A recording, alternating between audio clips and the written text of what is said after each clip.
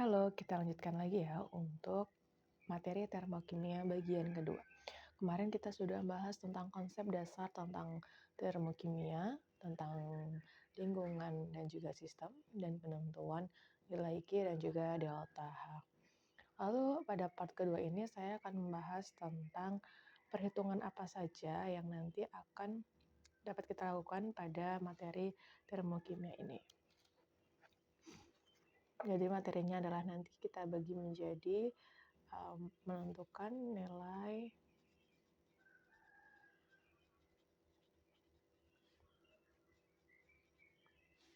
delta HF dari data. Ini yang pertama.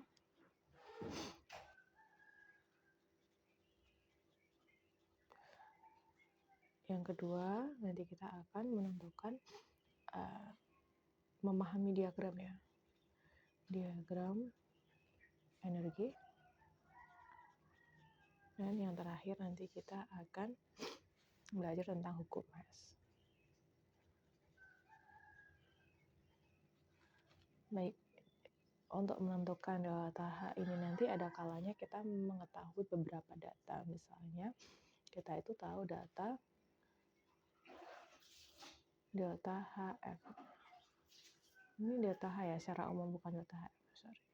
Oke, berarti delta H nanti itu adalah delta HF produk dikurangi delta HF reaktan. Biasanya nanti misalnya kita punya reaksi A plus B menjadi C. Nah, berarti nanti ini sebagai A dan B sebagai reaktan dan C-nya sebagai produk. Tinggal kita tentukan dengan delta H. Ada kalanya yaitu adalah data berupa energi ikatan. Kita tahu bahwa reaksi kimia itu sebenarnya pemutusan dan pembentukan ikatan kembali gitu ya. Misalnya kita punya reaksi pembakaran ya. Aku di sini kasih contohnya reaksi pembakaran. Ada C2H4 gitu ya, plus O2 menjadi CO2 plus H2O gitu kan.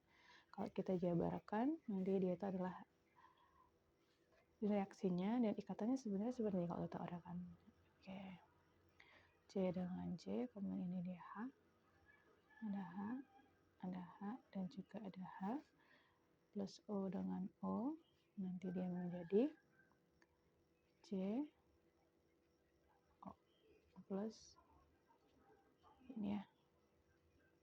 Sehingga di sini nanti rumusannya adalah masing-masing dia punya energi ikatan ya, antara C dengan H, antara C dengan C double bond, ada juga O dengan O double bond, ada juga O dengan C double bond.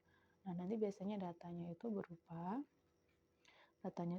ikatan C dengan C, misalnya ini angka ya. Misalnya ada C dengan H, dia B, itu juga angka. O dengan O biasanya kalau unsur bebas itu nilainya 0. Dan tidak diketahui biasanya. Dan C dengan O, ini dia biasanya C. H dengan O nanti dia adalah D gitu ya. Oh ya, kenapa ini O0? Karena O itu unsur bebas, jadi dia nggak punya delta HF, dia nggak punya energi yang digunakan untuk membentuk, karena dia terbentuk di alam secara natural, spontan gitu ya, tanpa perlu energi gitu. Jadi nanti kalau ada data seperti ini, maka kalau kita menentukan delta H-nya adalah sigma energi ikatan reaktan dikurangi sigma energi ikatan produk. Ini ya. Yang ada rumusannya.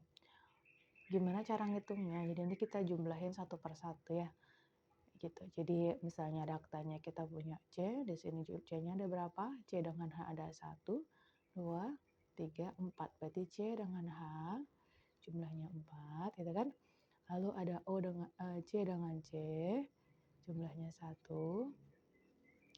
dengan O tadi kita hitung dikurangi dengan C dengan O ada 2, kemudian ada H dengan H dengan O dia ada 2 juga. Nah, tinggal nanti itu angkanya kita jumlahkan. Misalnya ini adalah angka, berarti nanti hitungnya C dengan H itu adalah B, gitu kan? B kali 4. Kemudian dengan kita tambahkan C dengan C, di situ dia A kali 1, nanti kita kalikan, terus dikurangi dengan C dengan O, di sini ada C, ya kan? Kalikan 2, tambahkan dengan H, dengan O adalah D kita kalikan 2 juga. Oh ya, hati-hati ya, ini kita belum setarain tadi ya. Di sini ada 2, di sini 2, kemudian di belakangnya di sini 4, maka kita perlu kalikan dia menjadi 2 juga. 2 juga, dan di sini kita butuh O-nya sebanyak 2 ditambah 4, jadi kita butuh 6 gitu. Oke. Dari situ berarti kita harus kalikan kembali ya.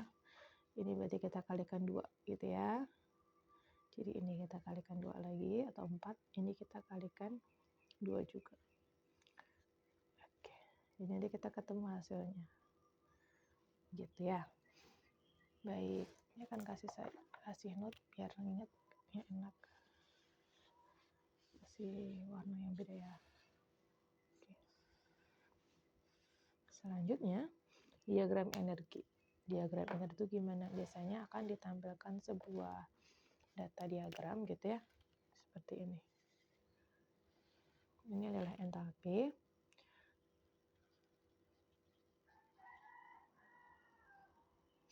Di mana entalpi itu nanti di sini misalnya ada reaksi gitu ya, ini juga ada reaksi. Begitu. Nah, cara memahaminya gimana? Kalau misalnya reaksinya itu gitu kan, kalornya itu lepas, berarti kan dia ada penurunan nilai kalor, maka kita nanti gambarkannya seperti ini ya. Oke, berarti nanti nilai delta H-nya itu adalah negatif. Oke, ini adalah delta H-nya adalah negatif. Kalau dia itu nanti menyerap energi, maka sistemnya kan akan ketahanan kalor ya. Jadi kita naik, maka ini entalpinya akan bertambah gitu. Jadi ini delta H-nya jadi positif. Ini adalah reaksi eksotermis. Yang ini adalah endotermis.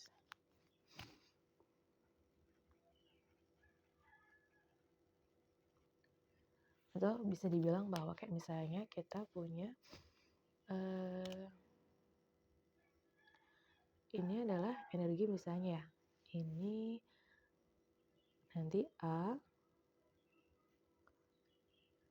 misalnya ini A plus B gitu kan.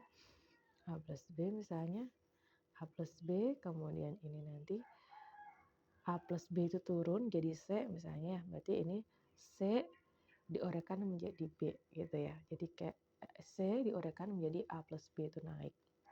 Bisa dibilang kalau reaksinya itu dibalik, maka dia juga nilai delta H-nya itu akan berkebalikan, jadi positif ke negatif, atau kalau tadinya negatif jadi positif. Gampangannya kalau ini misalnya eksotermisnya itu adalah A plus B gitu kan, menjadi C. Nah ini kebalikannya gitu maksud aku. Yang ini yang C plus C menjadi A plus B, misalnya kayak begitu kebalikannya. Nanti di sini nilainya berupa angka ya. Oke, terus hukum Hess. Hukum Hess itu gimana gitu? Saya coba menganalogikan hukum Hess itu dengan misalnya kita mau menuju ke suatu tempat ya. Katakanlah ini adalah rumah kita. Kemudian kita mau ke sekolah gitu ya. Sekolah. Nah, kita itu bisa lewat beberapa jalan gitu. Misalnya kita bisa lewat jalan yang ini. ada B ya, ada tempat misalnya kita ke rumah nenek dulu baru ke sekolah gitu ya, bisa. Bisa kita misalnya, oh perlu ke toko dulu atau beli sesuatu dulu gitu kan, atau perlu ke tempat teman dulu, katakanlah tempat-tempat itu C, kita bisa tuh ke tempat teman dulu baru ke sekolah, atau kita boleh tuh langsung ke sekolah. Nah itu adalah penggambaran dari hukum HES. Gimana ceritanya gitu ya. Jadi kalau misalnya kita itu mau ke rumah nenek gitu kan, kita ke rumah nenek dulu ya, kita dari A ke B ke titik D gitu ya. Nah itu kita butuh energi sebanyak delta H1 gitu. Ini delta H2. Nah kemudian berarti ini nanti sama dengan delta H3 atau misalnya ini sama ya. Nah begitu juga dengan ini delta H4, ini delta H5.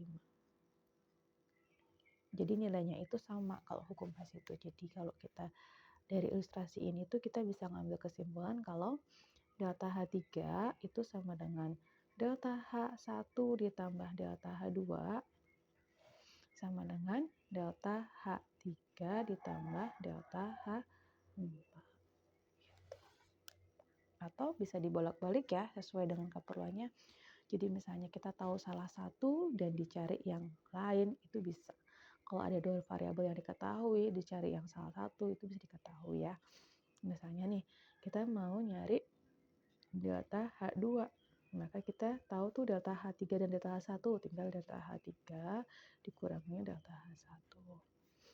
Begitu pula kita nyari delta H3, tahu delta H1 dan delta H2, maka delta H3 itu sama dengan delta H1 ditambah delta H2 gitu ya.